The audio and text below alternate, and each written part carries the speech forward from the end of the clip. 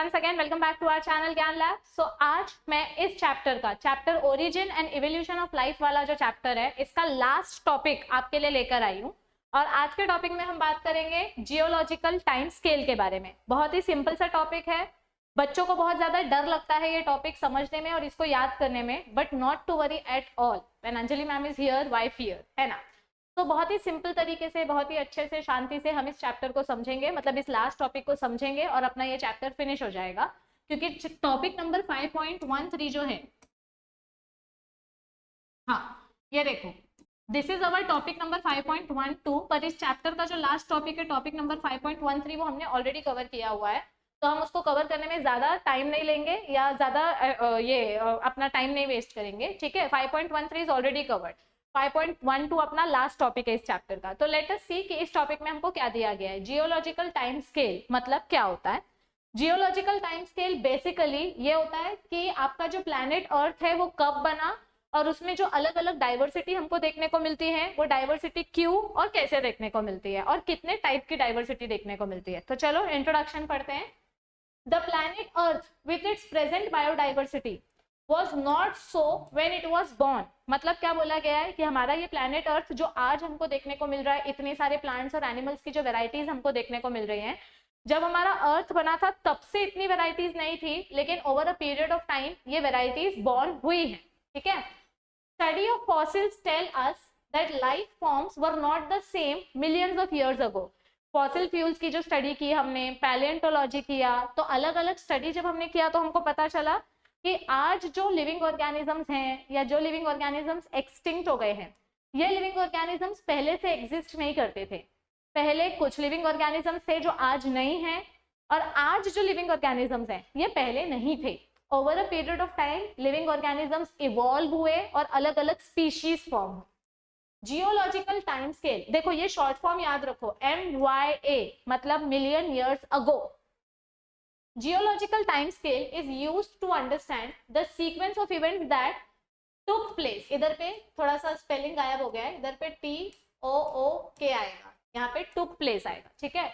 So it is nothing but sequence of events that रुको, marker शायद दिख नहीं रहा येलो कलर का, मैं दूसरा ले रही हूँ। हाँ, is this visible now? Yes, this is visible. Okay, ठीक है। तो MY मतलब क्या होता है, million years ago. And geological time scale हम कब पढ़ते हैं और क्यों पढ़ते हैं, ये हम इसलिए पढ़ते हैं ताकि हम समझ सके। We study this to understand the sequence of events that took place. यहाँ पे OK आएगा, टुक प्लेस, ठीक है। तो कौन से इवेंट्स कब हुए, the sequence of events that took place on earth in different ages over a period of time. यानी जैसे जैसे टाइम गुजरा, जैसे जैसे टाइम बीतता गया, वैसे वैसे कौन से इवेंट्स होते गए, उसके बारे में हम पढ़ेंगे जब हम जियोलॉजिकल टाइम स्केल पढ़ते हैं। Sorry for the background noise. हाँ, it is divided into 6 major eras. हमारा जो जियोलॉजिकल टाइम स्केल है ये 6 डिफरेंट एराज में डिवाइड किया गया है। कौन से 6 मेजर एरा हैं जो हम पढ़ने वाले हैं, ये देखो, रुको, कौन से एरा हैं। Cenozoic era, Mesozoic era, Paleozoic, Proterozoic, Archeozoic and Azoic, ठीक है। सबसे पहला एजोइक एरा था, फिर आर्कियोजोइक आया, फिर प्रोटेरोजोइक आया। तो ऐसे असेंडिंग ऑर्डर में दिया, नहीं डिसेंडिंग ऑर्डर में दिया गया है। मतलब अभी वाला जो एरा है वो सबसे रीसेंट है, सीनोजोइक। इसके पहले मीसोजोइक था, उसके पहले पैलियोजोइक था। तो पढ़ते टाइम पीछे से पढ़ोगे, पर करंट एरा पढ़ना है तो स्टार्टिंग से पढ़ोगे, ठीक है। तो ऐसे 6 डिफरेंट एराज हमको दिए गए हैं। It is divided into 6 major eras, and eras ended with major environmental changes on Earth, resulting into extinction and emergence of new species। मतलब क्या बोला गया है कि जैसे जैसे एक एक एरा खत्म होते गया, वैसे वैसे न्यू स्पीशीज इवॉल्व होती गई, न्यू स्पीशीज डेवलप होती गई। The eras are further divided into periods and epochs। और ये एरा को आगे किस में डिवाइड किया गया है, पीरियड्स और एपॉक्स में। मतलब जब आप टेबल देखोगे तो आपको टेबल में देखो ऐसे दिखाया गया ना, the eras are divided into periods and epochs, yes, okay. So this are based on minor but landmark events in such era. मतलब क्या बोला गया है कि एक पीरियड या एक एपॉक के बीच में ज्यादा डिफरेंस नहीं है, थोड़ा थोड़ा ही डिफरेंस है, बट इस डिफरेंस के वजह से भी इतना सिग्निफिकेंट चेंजेस हमको देखने को मिला कि पहले का पीरियड और अभी के पीरियड में वास्ट चेंजेस है। ठीक है, टेबल 5.15 मतलब जो टेबल मैंने अभी आपको दिखाया, ये हमको अलग अलग जियोलॉजिकल टाइम स्केल का एक छोटा सा पिक्चर बताता है, बट पहले थोड़ा थ्योरी कवर कर लेते हैं। The first life appeared on earth some 2000 million years ago and it took billions of years for this process to take place। ये हमने चैप्टर के स्टार्टिंग में पढ़ा था ना, 4.6 बिलियन ईयर्स अगो लाइफ का जो एग्जिस्टेंस है वो देखने को मिला था, right. So from proteinoids to first cell the transition is still a mystery. भले ही ओपेरेन और हेल्डेन ने हमको केमिकल एवोल्यूशन बताया है कि फर्स्ट सेल कैसे बना, methane gas, carbon, nitrogen, water etcetera etcetera, पर आज भी दिमाग में ये क्वेश्चन है, मुर्गी पहले आई कि अंडा पहले आया। मतलब ये कंट्रोवर्सी अभी भी एग्जैक्टली सॉल्व नहीं हुई है, there is still a question about it. Okay, once formed the living organisms diversified. एक बार जो लिविंग ऑर्गेनिज्म बन जाता है तो उसके अंदर इतने एवोल्यूशन और इतने चेंजेस होना स्टार्ट होते हैं कि वो हमको डिफरेंट डिफरेंट वैरायटी देना स्टार्ट करते हैं, और उस वैरायटी को हम बोलते हैं डाइवर्सिफिकेशन। डाइवर्सिटी मतलब क्या होता है, भिन्नता, विभिन्न, डाइवर्सिफिकेशन। तो एक बार अगर लिविंग ऑर्गेनिजम्स फॉर्म हो गए तो वो डाइवर्सिफिकेशन दिखाना स्टार्ट कर देते हैं into different groups, and life began in the sea water and plants were the first living beings to adapt to terrestrial life. First living organism sea water में बना था। याद है आपको एक्वेटिक सिस्टम में कैसे आपका सोडियम का रोल था, कैसे आपका प्रोटेनॉइड्स बना, कोअकरवेट्स बने, फिर वो बर्स्ट हो गए, फिर उसके डॉटर सेल्स बने। सो पहला लिविंग ऑर्गेनिज्म, ये क्वेश्चन सीईटी में आता है कि लाइफ कहाँ पे स्टार्ट हुई, कौन से सिस्टम में स्टार्ट हुई, तो it began in sea water, और धीरे धीरे करके प्लांट्स का डेवलपमेंट हुआ, इवोल्यूशन हुआ। Fishes evolve and they diversified. जो फिशेस थी वो डाइवर्स होके रेप्टाइल्स बन गई, तो फिशेस ने भी डाइवर्सिफिकेशन दिखाया। एक एग्जांपल दिया गया है लोब फिन फिश। अब ये लोब फिन फिश क्या होती है, ऐसे मतलब इनको ऐसे मल्टीपल लोब्स होते हैं, जैसे डंबल को कैसे 2 लोब्स होते हैं। लोब मतलब क्या होता है, ब्रांच, ठीक है, ऐसे कर्व वाला रीजन। तो ये जो फिश है देखो, इसका बॉडी यहाँ से लोब्ड है, यहाँ से लोब्ड है, यहाँ से लोब्ड है, यहाँ से लोब्ड है, तो कितने सारे लोब्स है, तो इसको बोलते हैं लोब फिन फिश। तो ये जो फिश थी, ये फिश भी डाइवर्सिफाई हो गई, इसने भी इवोल्यूशन दिखाया। कुछ फिशेस डेवलप होके उनकी नाक लंबी हो गई, यानी स्टाउट नोज। स्टाउट मतलब क्या होता है, स्ट्रेट नोज। एंड कुछ फिशेस का फिन्स एकदम स्ट्रॉन्ग हो गया, जिससे वो स्विम करती हैं, and they could go to land and come back to water. कुछ टर्टल्स में कन्वर्ट हो गए, कुछ टॉर्टॉइस में कन्वर्ट हो गए, रेप्टाइल्स बन गए, जो पानी में भी रह सकते हैं, लैंड में भी रह सकते हैं, यानी एम्फीबियंस। यानी एक्सट्रीम एक्वेटिक ऑर्गेनिजम्स जो हैं वो अब क्या बन गए थे, एम्फीबियंस, और एम्फीबियंस से धीरे धीरे करके क्या बने, रेप्टाइल्स। तो देखो कैसे इवोल्यूशन हो रहा है, कैसे डाइवर्सिफिकेशन हो रहा है। एक एग्जांपल दिया है लोब फिन फिश का, एक एग्जांपल दिया है, कौन सी स्पीशीज के बारे में बोला है, सीलकैंथ। क्या बोला है, सीलकैंथ या कोलीकैंथ भी आप बोल सकते हो। इसको हम लिविंग फॉसिल बोलते हैं। फॉसिल मतलब क्या होता है, ढांचा या आकार। पर ये स्पीशीज लिविंग फॉसिल क्यों बोली जाती है, क्योंकि it was thought that lobe fins are extinct. ऐसा माना गया था कि लोब फिन्स लुप्त हो चुकी हैं, एक्सटिंक्ट हो चुकी हैं, नेचर में से खत्म हो चुकी हैं, ठीक है। But the variety of the lobe fin fish called coelacanth was caught in 1938 in South Africa. जब ऐसा सोच लिया था सबने कि लोब फिन फिश खत्म हो चुकी है, तब हमको एक नया लोब फिन देखने को मिला। तो ये तो अजूबा था ना, जिसको हमने ऐसा सोच लिया था कि ये खत्म हो चुके हैं, उस स्पीशीज का फिश देखने को मिल गया, तो ये तो अजूबे वाली बात थी। यहाँ पे ए आएगा, दिस स्पेलिंग इज रॉन्ग, ये वाला स्पेलिंग राइट है, ठीक है।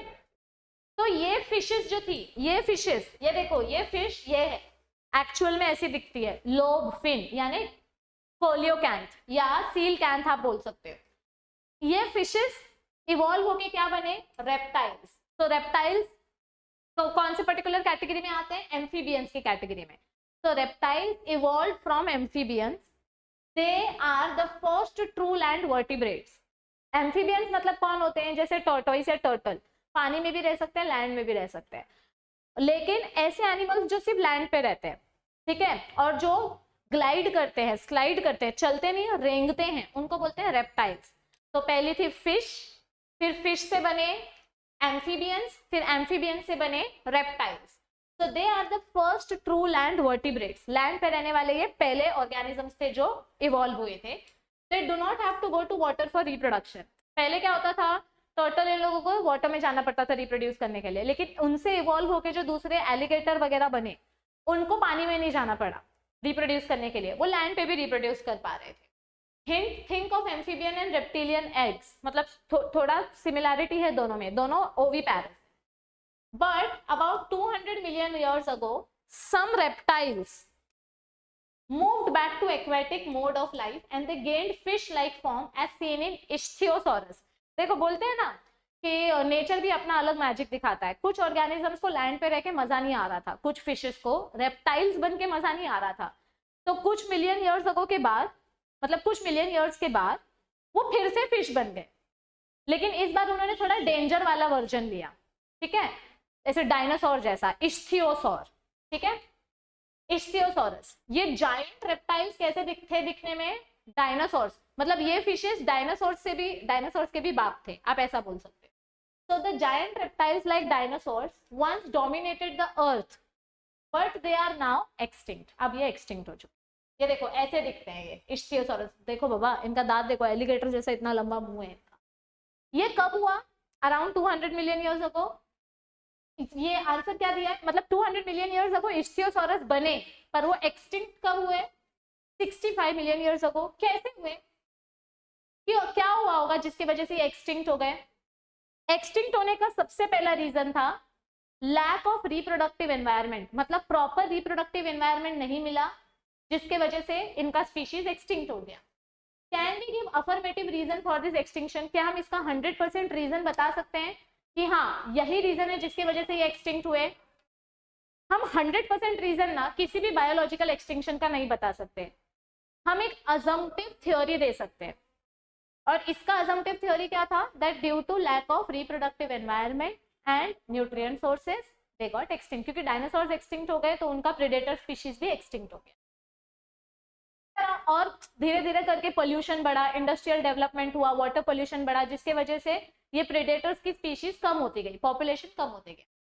At around the same time, उसी टाइम पे जायंट फर्न्स, मतलब अगर प्लांट की बात करें तो देखो ये ऐसे इतने बड़े बड़े फर्न्स बेसिकली क्या है, जिम्नोस्पर्म्स है, इनके पास फ्लावर या फ्रूट नहीं होता है, तो ये इतने बड़े फर्न्स है. देखो ये इंसान की हाइट देखो और इस प्लांट की हाइट देखो, इसको बोलते हैं giant ferns. So around same time giant ferns were also present on earth, but they also became extinct and they got converted to fossil fuels. And how this must have happened, ये भी कैसे हुआ, because of increasing pollution, because of deforestation, because of industrialization. जितनी तेजी से हम जंगलों को काटने लगे उतनी तेजी से ये स्पीशीज का पॉपुलेशन खत्म होते गया. Decline of giant reptiles marked the beginning of dominance of mammals, मतलब जैसे जैसे रेप्टाइल्स का पॉपुलेशन कम हुआ वैसे वैसे मैमल्स का पॉपुलेशन बढ़ना स्टार्ट हुआ. एंड दीज विविपैरस, ये ए आएगा, विविपैरस एनिमल्स क्या होते हैं, जो अपने जैसे छोटे बच्चों को पैदा करते हैं. ओविपैरस मतलब जो अंडा देते हैं, विविपैरस मतलब जो डायरेक्ट बच्चा पैदा करते हैं. तो दीज विविपैरस एनिमल्स, इनमें क्या डिफरेंट था, इनके बच्चे ज्यादा इंटेलिजेंट थे, दे कुड अवॉइड डेंजर, मतलब ये खतरे से खुद को बचा सकते थे. Early mammals were very श्रीव like organisms, बहुत छोटे थे ये, मंकी जैसे, ठीक है. बट धीरे धीरे करके इनका भी डाइवर्सिफिकेशन हुआ, यानी इवोल्यूशन हुआ. डाइवर्सिफिकेशन मतलब इवोल्यूशन. वेल्स, ये देखो ये वेल, ये डॉल्फिन, दोनों में क्या डिफरेंस है, डॉल्फिन वेल का छोटा वर्जन है और वेल का बॉडी थोड़ा ज्यादा स्ट्रेट होता है, डॉल्फिन थोड़ा ज्यादा कर्वेशियस होता है. Whales are not social friendly, ये अकेले रहते हैं, दे आर सॉलिटरी, ये अकेले रहना पसंद करते हैं. Dolphins are more social in nature, ये ज्यादा लोगों के साथ इंटरैक्ट करना पसंद करते हैं, ठीक है. तो वेल्स, डॉल्फिन, सील जो हमको पोलार रीजन्स में देखने को मिलती है, fish, and also sea cow, ये काउ के शेप जैसी फिश है, इसको बोलते हैं सी काउ. तो ये जो सारी फिशेज है ये भी, ये कहाँ पाई जाने लगी, वाटर में, इनका भी इवोल्यूशन हुआ.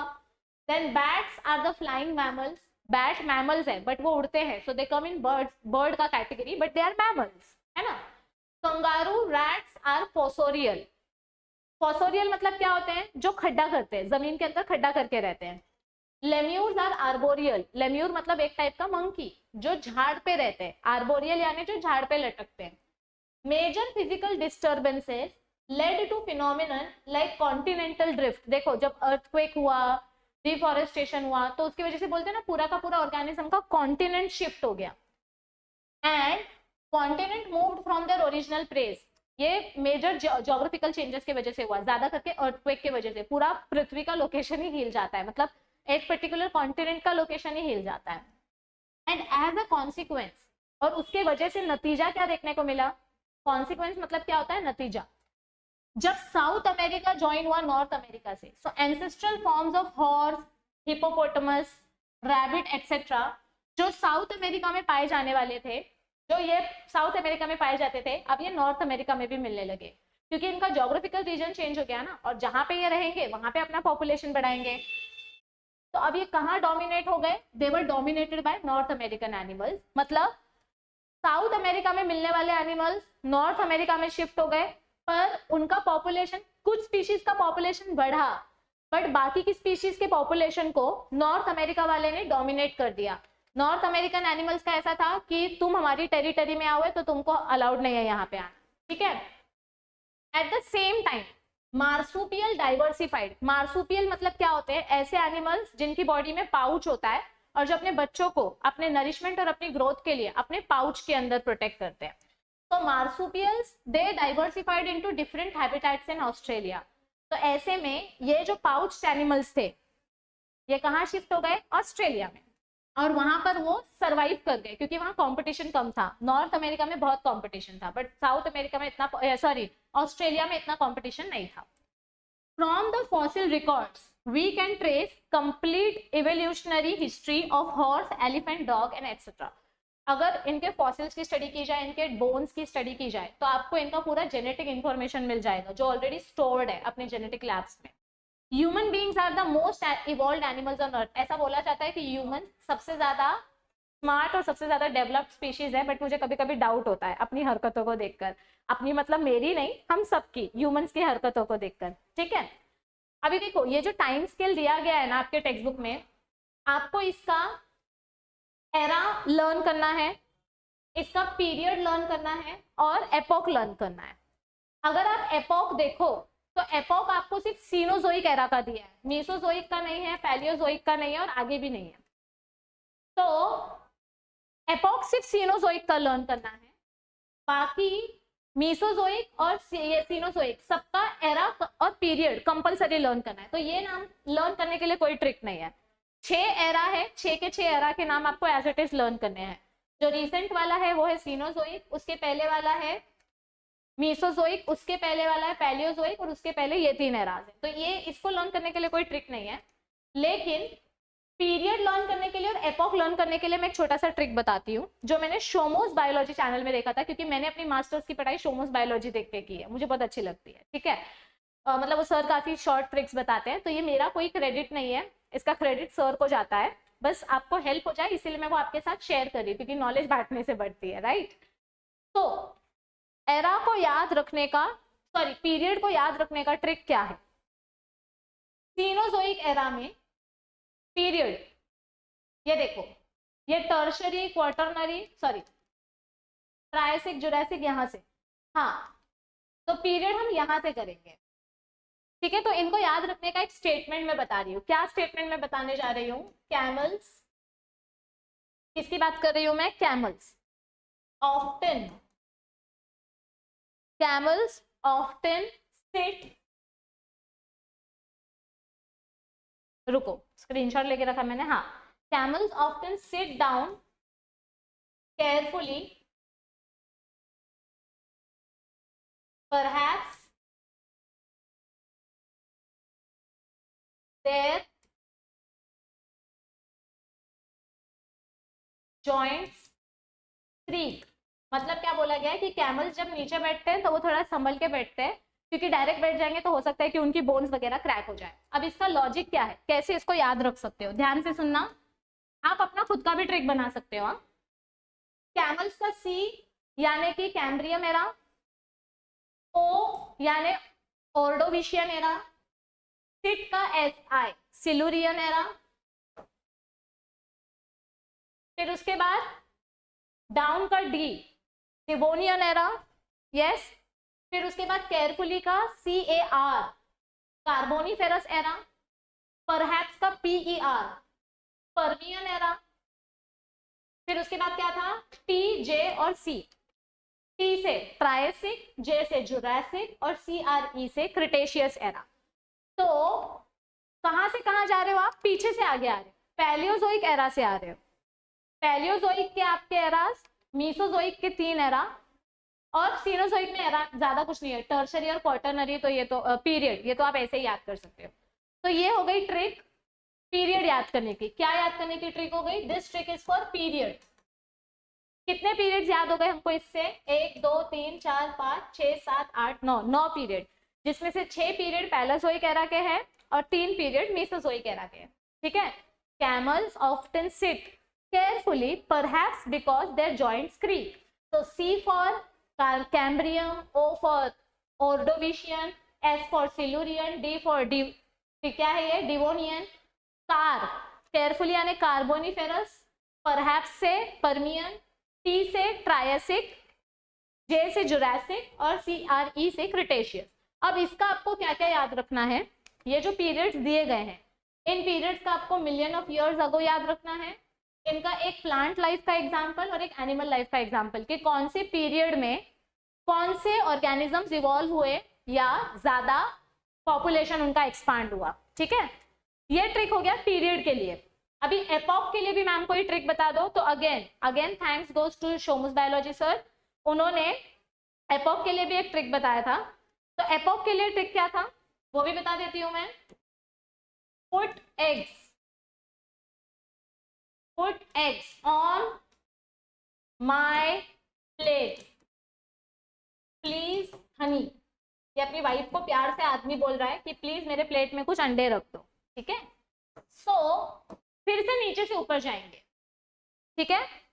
ओके, सो पुट का P पैलियोसोइन, X का E इयोसीन, O का ओलिगोसीन, M से मियोसीन, PL से प्लेट का PL प्लायोसीन, प्लीज का PLE प्लिस्टोसीन और लास्ट में हनी का HO से होलोसीन।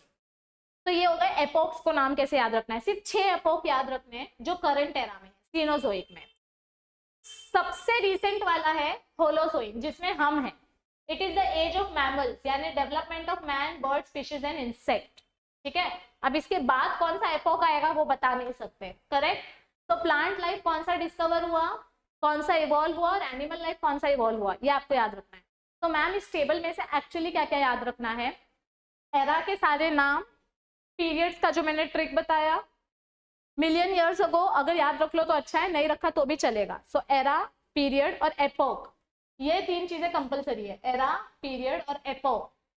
और एक एक एग्जांपल प्लांट लाइफ और एनिमल लाइफ का, कि कौन से पीरियड में कौन सा प्लांट लाइफ डिस्कवर हुआ, कौन से पीरियड में कौन से एपोक में कौन सा एनिमल लाइफ इवॉल्व हुआ। इतना अगर याद कर लोगे तो तुम्हारे लिए भी अच्छा है, क्योंकि MCQ क्वेश्चंस आते हैं CET में और थ्योरी के लिए भी हेल्पफुल हो जाएगा। और ये उसका पाई चार्ट फॉर्म दिया गया है, ठीक है। ओके, सो यस, देखो मैंने आपको बोला था ना आपका ज्यादा टाइम नहीं वेस्ट करेंगे। तो फाइनली 5.12 वाला जो टॉपिक है 5.12 वो टॉपिक यहाँ पे खत्म होता है। इसके बाद का जो टॉपिक है 5.13 वो मैंने ऑलरेडी बहुत डिटेल में कवर किया है, जो सेम प्लेलिस्ट में आपको मिल जाएगा। तो chapter number 5 is over officially. अपना चैप्टर नंबर 5 पूरा डिलीटेड, अनडिलीटेड सब कुछ कवर करके ये चैप्टर फुल कंप्लीट कर दिया है। अब इसके बाद कौन सा चैप्टर स्टार्ट करना है, चैप्टर नंबर 8, चैप्टर नंबर 8 तो ऑलरेडी कवर्ड है ना, उसमें कुछ भी डिलीटेड नहीं है, सब कवर किया है। तो चैप्टर नंबर 6, 7, 9 कौन सा चैप्टर पहले करना है कमेंट करके बताओ। अगर अब तक हमें NCERT चैनल पे फॉलो नहीं किया तो NCERT चैनल पे फॉलो करो। डेली अपडेट्स के लिए you can also follow us on our Telegram channel ज्ञान लैब AP। फ्री नोट्स भी मिलते हैं टेलीग्राम चैनल पे। और वीडियो अगर अच्छी लगे तो इसको लाइक करके शेयर करो अपने फ्रेंड्स के साथ, ताकि उन तक भी क्वालिटी एजुकेशन पहुंच सके। देखो महाराष्ट्र स्टूडेंट से मेरी एक ही रिक्वेस्ट है, बहुत सारा पैसा लगता है एजुकेशन के लिए, हायर एजुकेशन के लिए और पैसा लगेगा, पर आप अभी पैसा बचाओ और दिमाग चलाओ और जितना फ्री मटेरियल मिल रहा है उसका फायदा उठाओ। और मैं आपको प्रॉमिस कर सकती हूँ कि जो क्वालिटी मटेरियल हम देते हैं वैसा क्वालिटी मटेरियल आपको और कहीं नहीं मिलेगा। ठीक है, तो आपको सिर्फ एक चीज करना है, आपको अपने फ्रेंड्स के साथ इसको ज्यादा से ज्यादा शेयर करना है, और अगर चैनल पे आप खुद पहली बार आए हो तो सब्सक्राइब करके बेल आइकन पे क्लिक करो ताकि आपको सारे नोटिफिकेशंस मिलते रहें। आई होप आपको मजा आया होगा मेरे साथ पढ़ के। So stay tune with us for next video. Comment करके बताओ कौन सा चैप्टर का नेक्स्ट पार्ट स्टार्ट करना है, चैप्टर 6, 7 या 9। ठीक है, चलो bye bye everybody, all the best, take care, see you soon, thank you for watching this video.